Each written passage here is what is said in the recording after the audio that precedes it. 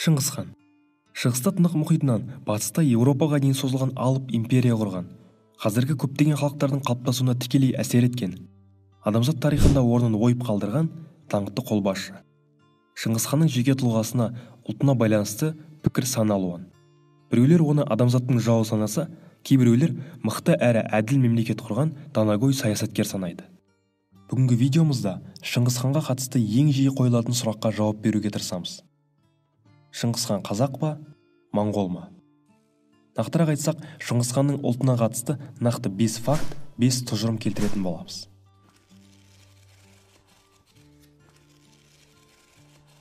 Ең алдымен, қазақ кім, моңғол кім деген сұраққа жауап берейік. Қазақ халқы дешті қыпшақ пен Тұран даласын мекендеген көптеген ру тайпалардың бірігуінен пайда болған ұлт.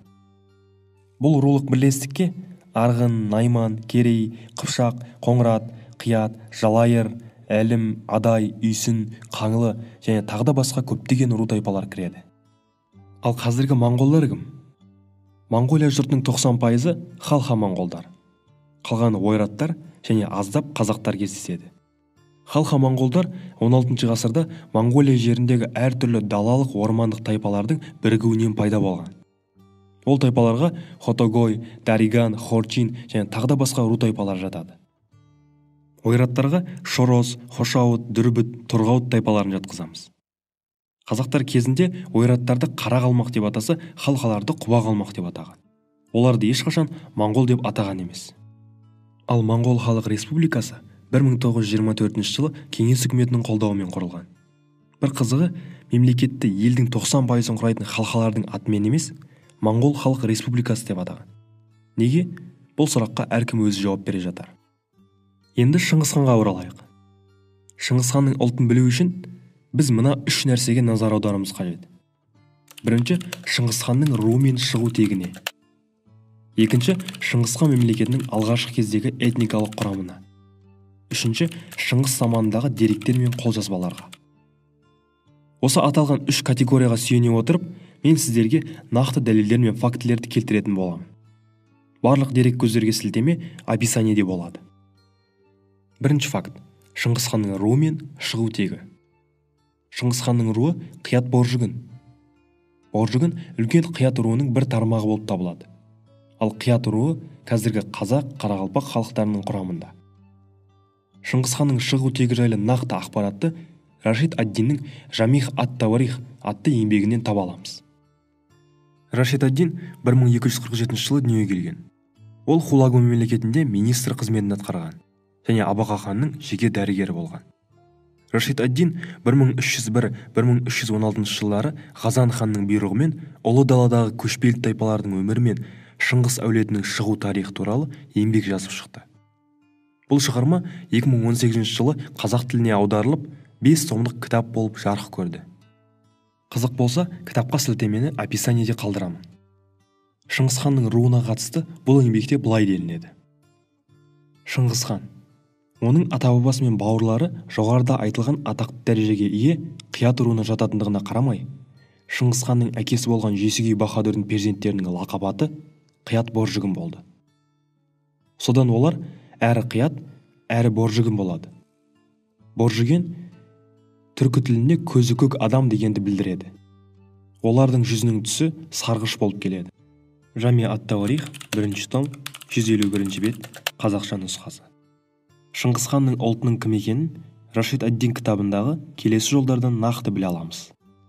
Моғол рулары жалпы көпшілік түркі руларының бір тобы болған.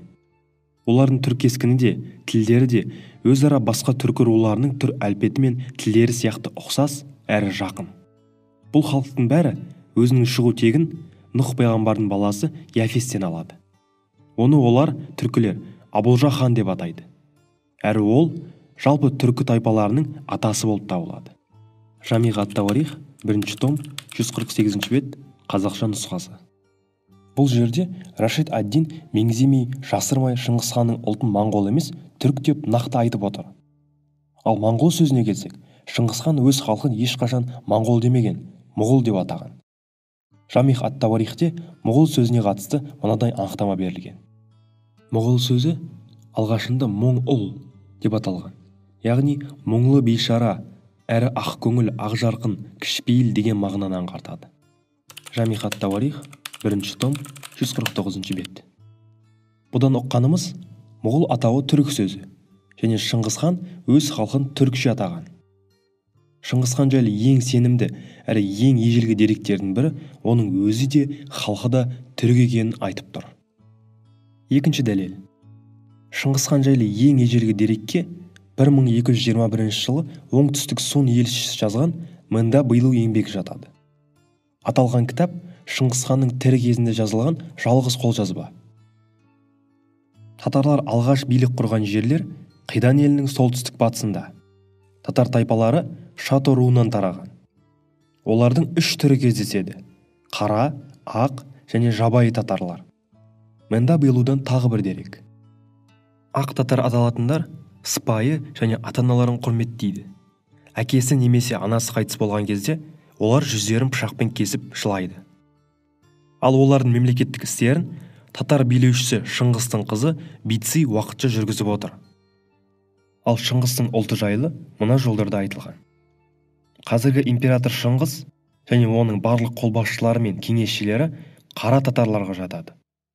Мында Быйлу еңбегі де Шыңғыс ханды моңғол емес, татар дейді. Ол заманда түркілерді татар тайпасының құдіретті болуының әсерінен татар деп атаған. Қолжазбада Шыңғыс ханды татар атау себебі осы. Сөзімді дәлелдеу үшін тағы да Рашид ад-Диннің еңбегінен дерек келтірейін. Түркілердің татар аталуы жайында ол былай дейді. Татарлар билік, күш-құдіретке және сый-құрметке ие болғандықтарынан өзге түркі рулары өздерінің түрлі атаулары мен дәрежелері болғанына қарамай, олардың, яғни татарлардың атымен танымал болып, барлығы татар деп аталып кетті. Бұдан шығатын қорытынды мынау. Қытайлық ежелгі деректе де Шыңғыс ханның түрік екендігі жазылған. Енді келесі 3-ші фактқа көшейік. Шыңғыс хан мемлекетінің негізінде қандай ру тайпалар тұрған? Моңғол тайпалары ма, түркі тайпалары ма? Осы сұраққа жауап берейік. Моғол империясы Қият, Қоңырат, Керей, Уақ, Татар, Жалайыр, Найман, Меркіт, Қыпшақ сияқты түркі руларының бірігуінен пайда болған. 1206 жылғы құрылтайда Шыңғыс хан осы тайпаларды біріктіру арқылы мемлекеттің негізін қалаған. Осы айтылған рулар Қазақ, Өзбек, Қарақалпақ, Ноғай және тағы да басқа қазіргі түркі халықтарының құрамында. Демек, осыдан шығатын тұжырым Моғол мемлекетінің негізгі халқы түркілер. 4-ші факт. Итальяндық саяхатшы Плано Карпинидің жазбасы. Иоанн де Плано Карпини еуропалықтардан ең алғашқы болып Моғол империясына саяхат жасаған жиһанкез. Карпини 1245 жылы Алтын Орда астанасы Сарайда болып Бату ханмен кездескен.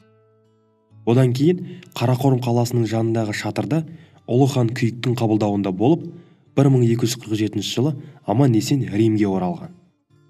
Ол өзінің саяхаты жайлы «История монголов именуемыми татарами» атты еңбегінде баяндаған. Өзінің жазбасында ол Шыңғыс ханды һәм оның жұртын түрік деп атайды. Егер де Карпинидің бұл жазбасын түпнұсқасында оқығыңыз келсе, сілтемені описаниеде қалдырамын. Ал біз келесі дерегімізді баяндайық. 5-ші факт. Әбілғазы Баһадүр ханның шежіресі. Әбілғазы Баһадүр 1645-1663 жылдары Хиуаның ханы болған. Тарихшы, шежіреші, өз заманының білгірі. Оның шежіреи тарихима және шежіреи түрк атты шығармалары бүкіл түркі халықтарының шығу тегі жайлы өте құнды ақпараттар береді. Әбілғазының түркі халықтары шежіресі былай тарқатылады. Нұх пайғамбар 3 ұлын 3 тарапқа, Хам атты ұлын Үндістан жаққа, Сам атты ұлын Иран жаққа, Яфес атты ұлын солтүстікке жібереді. 3-ші ұлы Яфес Еділ мен Жайық суының арасына қоныс тебеді. Яфестің 8 ұлы бар еді. Олар түрік, хазар, сақлап, орыс, мең, шың, кеймар, тарих. Яфес өлерінде орнына үлкен ұлы түрікті отырғызып кетеді. Түріктің 4 ұлы бар болған. Түттік, хакал, барсыжар, амлақ. Ол өзінің орнына түтікті отырғызып қайтпас сапарға аттанады. Түтіктен кейін елші, елшіден деббаққой, одан күйік, күйіктен алынша тарайды. Алынша көп жылдар бойы хан болады. Алыншаның 2 ұлы бар еді. Бірі моғол, бірі татар. Атақты Шыңғыс хан осы моғолдың ұрпағы.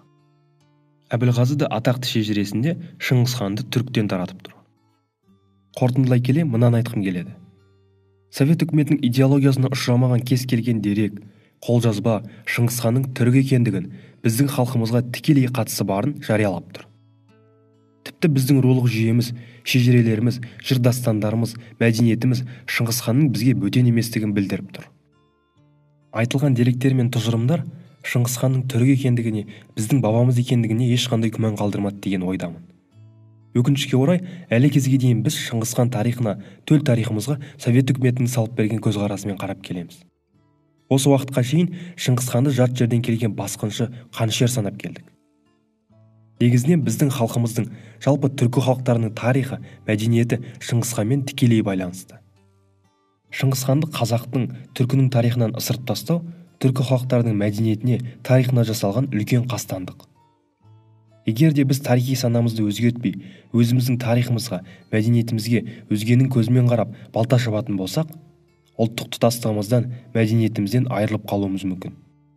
Ал ұлттық тұтастығымызды жоғалтсақ, ата-бабамыз мирас еткен ұлан-байдағы жерімізден мақұрым қалуымыз ғажап емес.